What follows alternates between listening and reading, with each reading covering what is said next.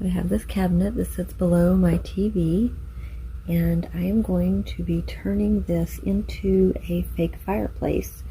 The door on it is glass across the front, and I thought this would just be the perfect size for a little fireplace in here. Okay, I have everything cleaned out of the cabinet. So I'm going to open the door. This is glass right here. This shelf actually comes out. There we go. The shelf comes out. Set that aside.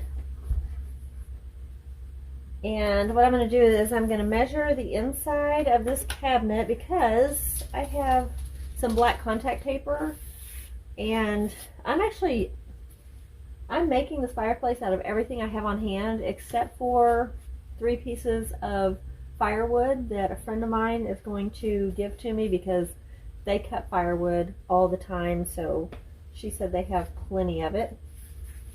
But this way I don't have to paint the inside of this box because, you know, if I want to use it again, sorry, that's my dog. If I want to use it again for something other than a fireplace, then I can just peel my contact paper out of there. But I have this. I have a pen and some paper so I can write down, oh, excuse me, the bottom.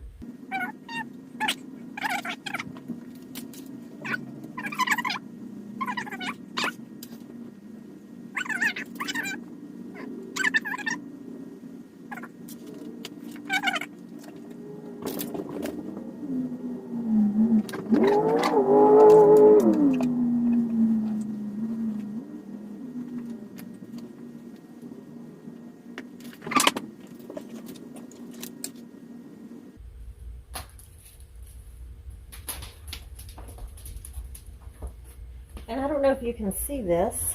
Let me get up off the floor. Yeah, I think you can. Right in, I'm trying to look.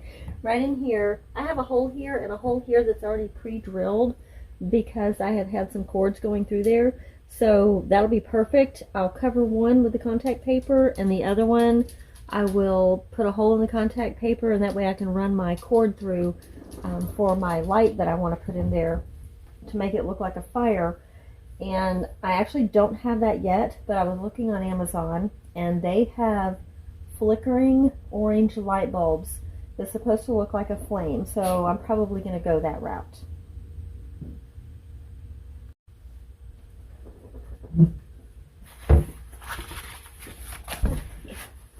So I'm going to lay this out so I can take my measurements. Actually, let me just grab something here to put on top of it. I'll hold it open for me. There we go. So I'm going to go ahead and start with the bottom, just in case I don't have enough of this, because this is a partially used roll, because this is what I use for some of my product photography, because that's what I do, photography. So the bottom is going to be 22 1/4 wide. So we want to go 22 1/4. And I really like that contact paper has the grids on the back, so it makes it so much easier to cut. I'm actually going to overlap just a little bit. That way I can cut right on this line.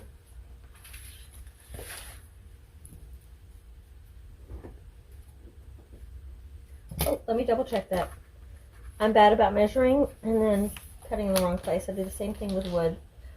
Measure, measure again, and then measure again. That see, I'm going on the wrong line. I need to be right here. Okay. I was going to cut it a little bit too wide.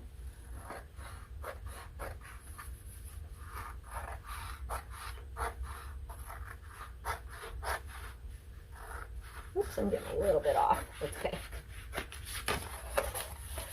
It's not really going to show once everything is said and done. Okay, so let me put this back on here because now we need to cut this direction. So our depth is 14 1/4. 14 1/4. So we're going to be cutting just over this line. Try to cut a little straighter this time.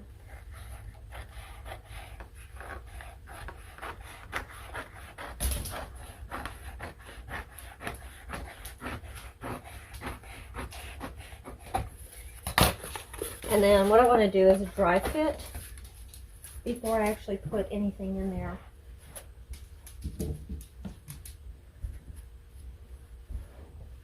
Another thing that I'm going to have to do, more than likely, is take this door off because the hinges in here, I know you can't see them, but they are huge and chunky.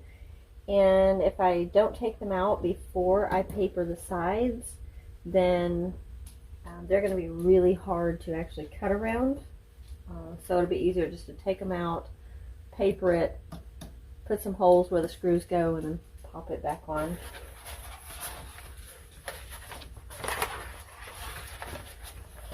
Now I want to take the side, the edge I didn't cut, and put it towards the front because that's going to be nice and straight.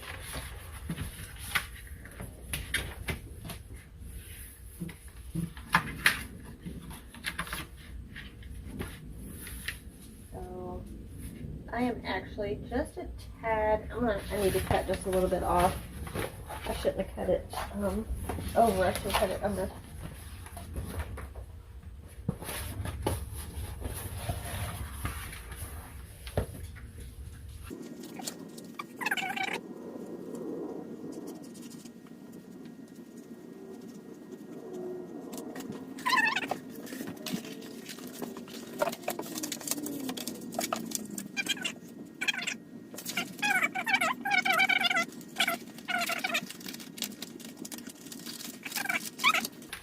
And then we're going to go in and line it up on this edge and the front edge. And sometimes you might have to do this, you know, a couple of times or so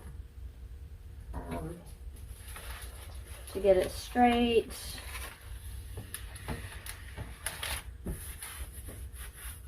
And you want to push out your air bubbles. Sometimes you have to lift a little bit. Like I'm going to lift this for a corner because I have a big air bubble there. Just push that out. I've got some air bubbles here. Push those out. I'm just using my hand. It doesn't have to be perfect in here because I'm going to have logs in here. So it wasn't like when I did my kitchen countertops. I covered those with contact paper. I wish I would have filmed that, but I didn't. But I'll probably put that in a before and after slideshow video that I'm going to put together soon.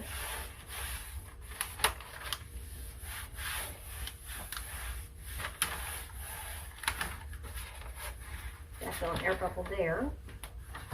There we go.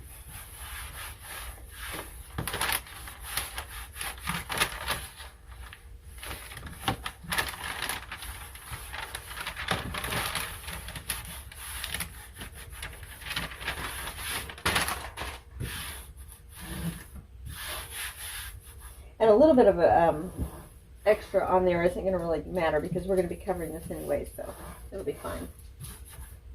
I do see, I have a little wrinkle here. I don't know if you can see it or not, but I'll go ahead and get that out. Just peel it back. And this contact paper is some that I've had for a while. I got on Amazon, and it's pretty thick and has a little bit of a texture to it and a satin finish, which I really like. Well, I say a satin. Yeah, I guess it's a satin. Or maybe kind of between a satin and a flat. And then I'm going to go ahead and turn the camera off, take off my hinges, finish papering the inside of it, and then I'll show you what that looks like.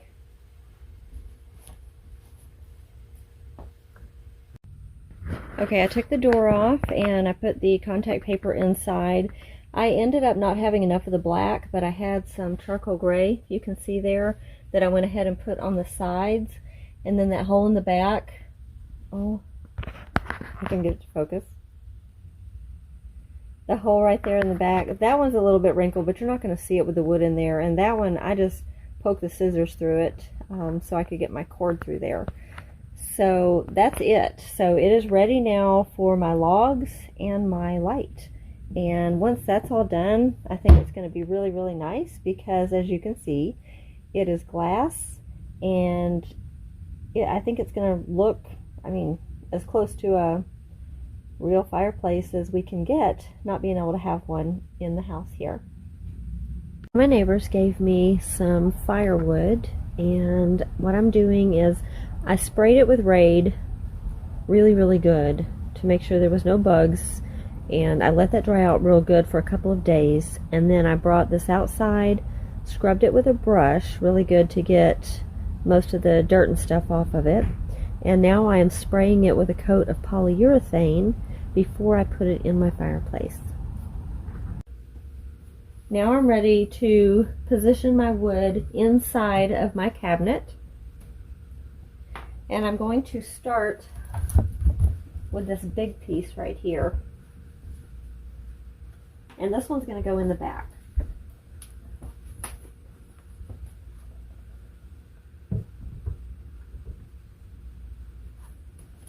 And then I have another piece that's also split, so it's in a triangular shape. And I'm going to put that one in here. So the reason that I'm doing this is to create a space right here, because I don't have my light bulb yet, but when I get that, I'm going to put it in here, and then I have my hole back there for my cord to feed through. And then once my light bulb is in there, I will situate these to where they don't mess up my light bulb.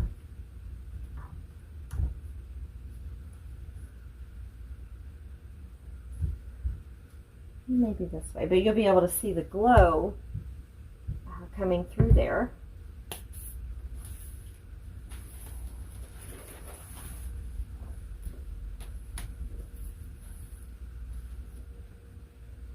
So this is how it looks so far without my light. Let me close the cabinet door like this. And then once I get my light bulb, I will show you what that looks like.